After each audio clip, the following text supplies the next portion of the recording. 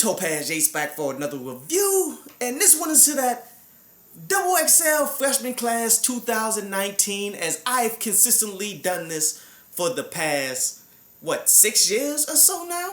I'm not even sure, maybe even longer than that.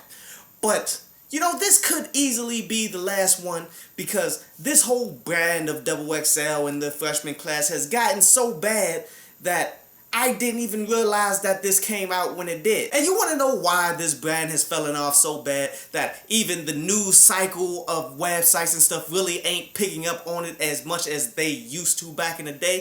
It's all because of they betrayed the core essence of what this was supposed to be. Like, the XXL freshman list was supposed to be the list of new up-and-coming artists that people should know of because they are that skillful and all of that. But when you look at the actual list, especially for the past 3+ years and stuff, it's been more of this publication clout chasing. They've been riding the wave of whoever the record labels are promoting and putting out there and such. It really isn't seeking out individuals who's skillful, who deserves a break that they can use the publication for to actually put people in positions. It's not that. It's really bought and paid for by these labels, no matter how good or bad the individual are. As long as they're getting a push, as long as the songs are getting spun and all of that stuff, then they will make this list. So with that in mind, people aren't stupid.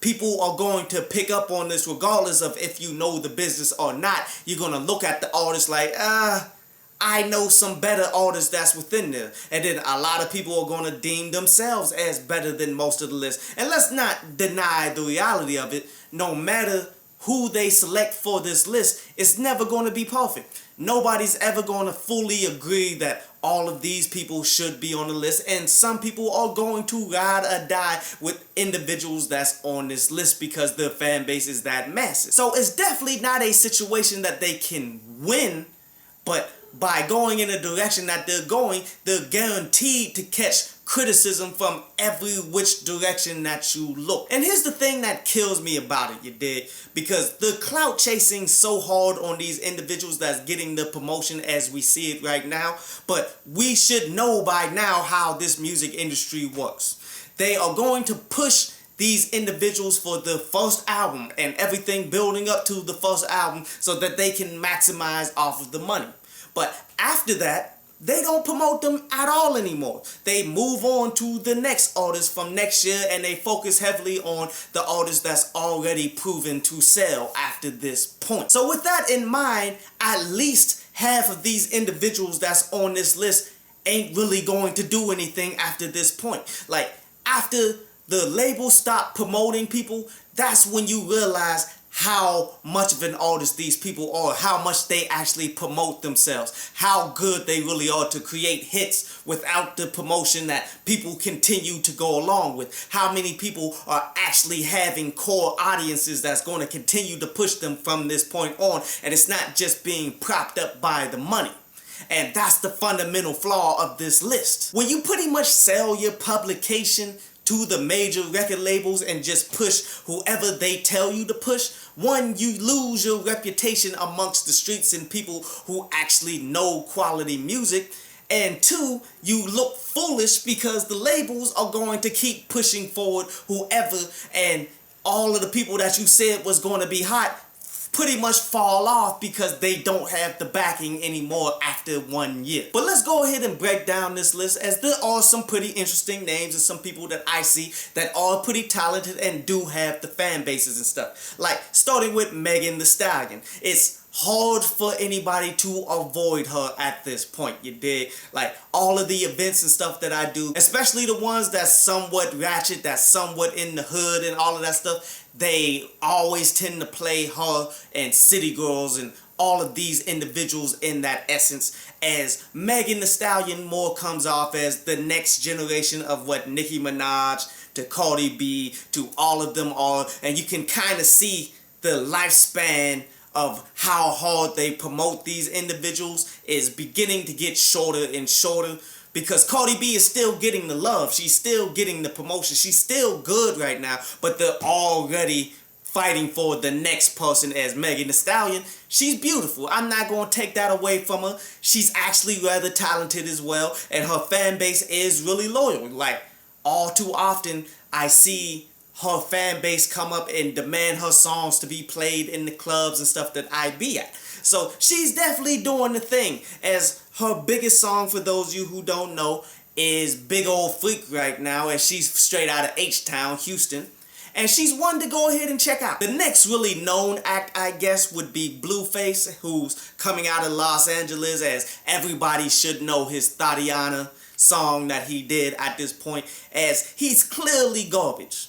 He's clearly maybe the worst of everybody that's on this list.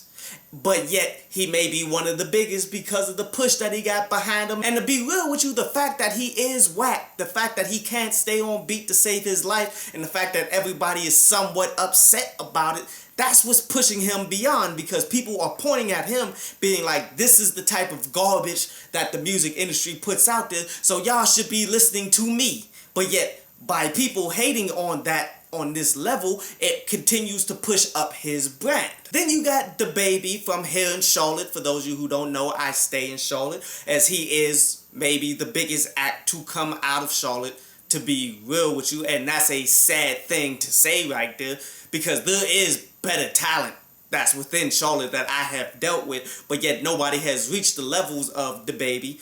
Maybe because a lot of people won't go ahead and be in the diaper for South by Southwest. See, dababy was just willing to do anything necessary in his path, no matter what it is, to find his own success to be where he's at now. And that's not good.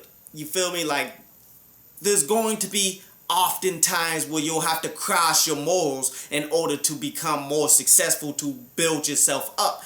And I would never cross my own morals for success in the music industry. I'll do it on my own accord. But it is what it is, as dababy's biggest record at this point is that Suge joint, where I'm not a really huge fan of it. Like, it has a little bit of a bounce to it, but yet that production is super dry. Like, I didn't really like much about it. Video was kind of comical though. Then you got a chick named Rico Nasty, who's out of Largo, Maryland, where I came across her music well before this, and I listened to her, and she's I definitely peeped out her anger management mixtape, and it was cool. It wasn't amazing by no means, and I wouldn't list her above individuals like, say, 3D9T, that's not getting the love out here in these days and age and stuff, but it is what it is. Then you got Gunna, where this was all but something anybody could have seen coming, as he's like the protege maybe of Young Thug, as he's doing the same exact stuff that he's doing, as he's getting the cosign and all the features, as he got a bunch of really big songs and stuff that's out there. But maybe his biggest is that OK. Well, I mean, I ain't mad at him. He's getting the push that's necessary, and you can see that Young Thug actually has the ability to put people on and put them in good positions and stuff, in which that's what you need. And it's no coincidence that he's from Atlanta, because that's where you go to get the cosign love, where people are willing to push individuals out there to find their own success and build entire brands and all of that stuff. Like, he's more of a product of what Atlanta is, not necessarily being a super tremendous talent. The next person is Roddy Ricch. Now, this kid is actually really talented. I think he definitely deserved his slot on this, as he's a Compton rapper that actually got some really good flow, and he actually does have things to say. He's more reminiscent of what Meek Mill is when it comes to hood stories and things of that nature.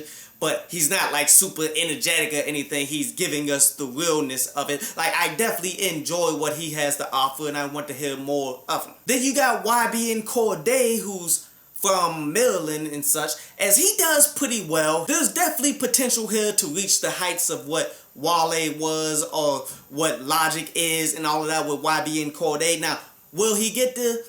I don't know. Like, his biggest song is the Locationships, and it's pretty cool. I enjoyed it.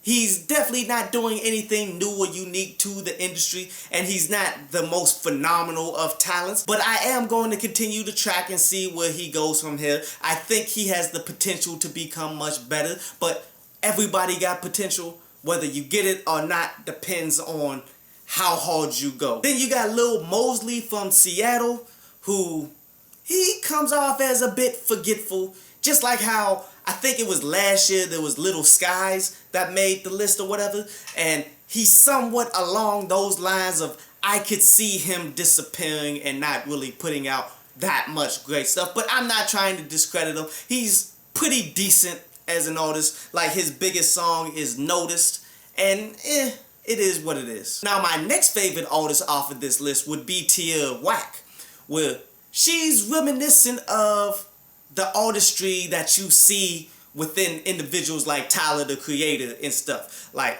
it's often weird, but yet it's unique amongst her peers, and she's doing her own thing. And I respect that, as musically, she's actually a little more talented than those individuals that walk that path. Like, I definitely like what she's doing. And the last one is the Comethazine, if that's how you pronunciate the name. I'm going to have to research that up, you dig? And it's no coincidence that that kind of odd name and the music that he's doing, that he's rather reminiscent of XXX, because I always slaughter his name to the point that I won't even try to say his name and such, where he's doing somewhat of the lo-fi and super weird things that he's saying, but yet it's not super talented though. Overall, this list, it wasn't as bad as other years, you dig?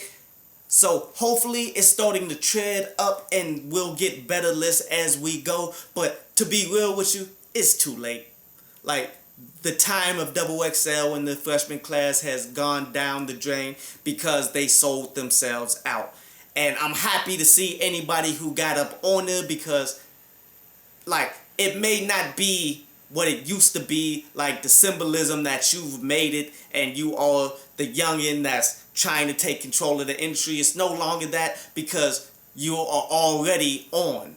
You are already getting promotion. You already have big name songs and stuff before you even touch down on this joint. You should already be known with an audience before you even get reached out to by XXL. So it definitely diminishes the entire value here, but yet it's still cool. Like, I'm happy to see individuals get this recognition and try to take it and flip it and become much more than what they are right now. But let's briefly talk about this BET Awards before I close out this video right here, dude.